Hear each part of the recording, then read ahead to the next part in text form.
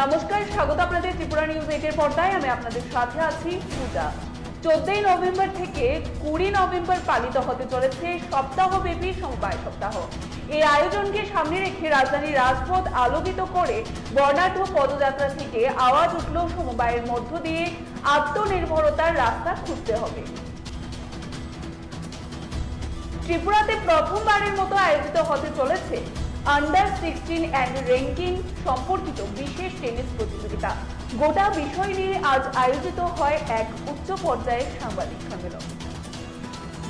প্রতি বছরের ন্যায় এবছর তথা 2023 সালের শারদ সম্মান অনুষ্ঠান অনুষ্ঠিত হয় তেলিয়ামুড়াতে। এই অনুষ্ঠানে উপস্থিত ছিলেন রাজ্য বিধানসভার মুখ্য সচেতক তথা বিধায়িকা কল্যাণী সাহা রায় সহ প্রশাসনিক আধিকারিকরা। সারা ভারত কৃষি শ্রমিক ইউনিয়নের 42তম প্রতিষ্ঠা দিবস পালন করা হয় সংগঠনের রাজ্য দপ্তরে। জম্পুই জেলা প্রেস ক্লাবের উদ্যোগে প্রমোদনগর বাজার এবং প্রমোদনগর মসজিদে সাফাই এবং রাজ সচেতনতা অভিযান সংগঠিত হয়। আলোর উৎসব দীপাবলিকে কেন্দ্র করে শ্যামা মায়ের আরাধনায় মাতোয়ারা হলেন বাইখারুড়া থানার আরক্ষা দপ্তরের কর্মীরা।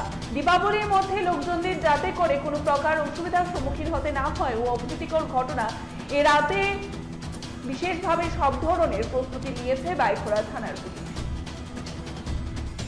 নদীর জল থেকে সদ্যজাত ব্রণ উদ্ধার ঘিরে ব্যাপক প্রতিক্রিয়া। ঘটনাটি ঘটেছে তেলিয়ামুড়া থানা থেকে ঢিলছোড়া দূরত্বে দশমীঘাটস্থিত খোয়াই নদীর জলে। এই ঘটনায় গোটা এলাকা জুড়ে চাঞ্চল্য বিরাজ করছে। সামাজিক অবক্ষয়ের নগ্নচিত্র আবারও ফুটে উঠল বিলোনিয়া থানাধীন দক্ষিণ সোনাইছড়ি এলাকায়। দিবারাত্রি পরিশ্রম করে অর্থোপার্জন করেও সন্তানের চাহিদা মিটিয়ে যে সন্তানকে কোলে পেটে মানুষ করে তুলেছে সেই সন্তানই তার নিজের খায় মেটাতে জন্মদাতা পিতাকে মারধর করার অভিযোগ উঠল।